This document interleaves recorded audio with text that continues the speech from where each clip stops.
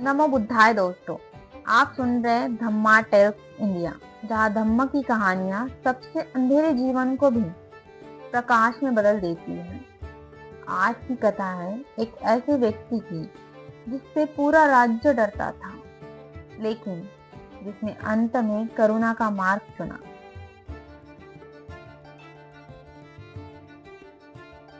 प्राचीन भारत का समय था। एक युवक था, अहिंसक स्वभाव का, तेज बुद्धि वाला, गुरु का प्रिय शिष्य। लेकिन परिस्थितियों ने उसका जीवन बदल दिया। गुरु के भ्रमित आदेश और दुर्भावना के कारण वो भटक गया। उसे उसके गुरु ने कहा, 1000 उंगलियों की माला लाओ, और वो अपने गुरु के आदेश को मानकर जंगल में चला गया। धीरे धीरे वो बन गया अंगुलीमाल। उसका नाम सुनते ही लोग कांप उठते थे। जंगलों में उसका आतंक था, आसपास के गांव में उसका आतंक था।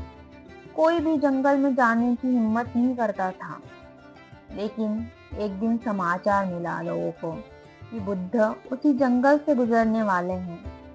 लोगों ने बुद्ध को रोकने की कोशिश की, उन्हें समझाने की कोशिश की, लेकिन बुद्ध शांत थे। और जंगल में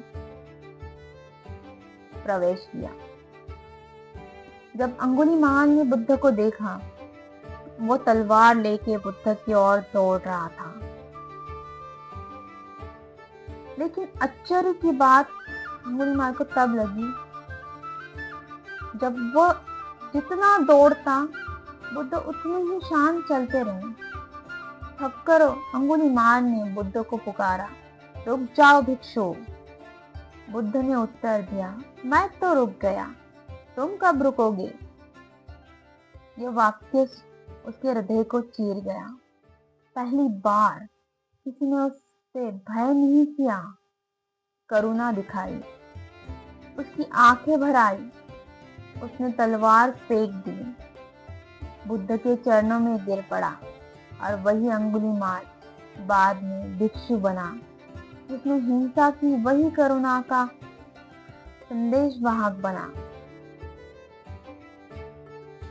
ये अंगुलीमाल हमें सिखाता है, कोई भी इंसान हमेशा के लिए पापी नहीं होता।